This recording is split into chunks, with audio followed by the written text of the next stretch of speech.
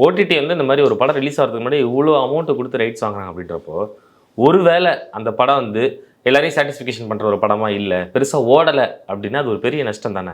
அதனால தான் ஓடிடிக்காரன் மற்ற எந்த படத்தையும் வாங்குறது. இப்போ அஜித் படம், விஜய் படம், இந்த மாதிரியான பெரிய படங்களுக்கு ஒரு பேசிக் ஆடியன்ஸ் இருப்பாங்க. அது பெருசாக வந்து கையை கடிக்காது. ஒரு பேசிக் ஆடியன்ஸ் இருப்பாங்க. இப்போ எப்படி ஓப்பனிங் ஷோ பார்க்குறாங்க அந்த மாதிரி ஓடிடியில் வந்தவொடனே பார்க்குறதுக்கு ஒரு குரூப் இருப்பாங்க.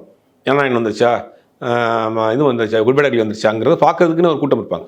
இப்போ தேட்டரில் போய் பார்க்குற ஆடியன்ஸ் வேறு, ஓடிடியில் பார்க்குற ஆடியன்ஸ் வேறு. இப்போ நீங்கள் பெருசாக உலகம் முறுக்கக்கூடிய தமிழர்கள் என்ன பண்ணுவாங்கன்னா பெரும்பாலும் ஓடிடியில் தான் படம் பார்க்குறாங்க.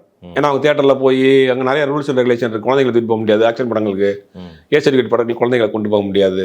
ரெண்டாவது புக் பண்ணி ரொம்ப ட்ராவல் பண்ணிலாம் படம் பார்க்க முடியாது. ஏன்னா இப்போ ஒரு அமெரிக்கா மாதிரி ஒரு பெரிய நாட்டில் இருக்காங்கன்னா ஏதாவது ஒரு ட்ராவல் பண்ணி தான் அந்த படத்தை பார்க்கணும். ரொம்ப ட்ராவல் பண்ணி போய் தான் பார்க்கணும். அப்போ என்னென்னா ஓடிடி பார்க்குறாங்க.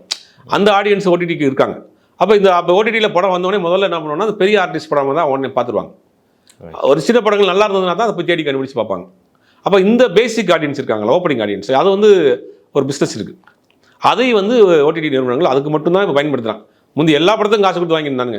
இப்போ அது தேவையில்லை. பெரிய படங்கள் மட்டும் ஓடக்கூடிய படம், பேசிக் வருமானம் வரக்கூடிய படம், கையை கடிக்காத படங்களுக்கு மட்டும்தான் வாங்குறாங்க. அது இந்த படங்களுக்கெல்லாம் அது முன்னாடியே கொடுத்து வாங்கிறாங்க.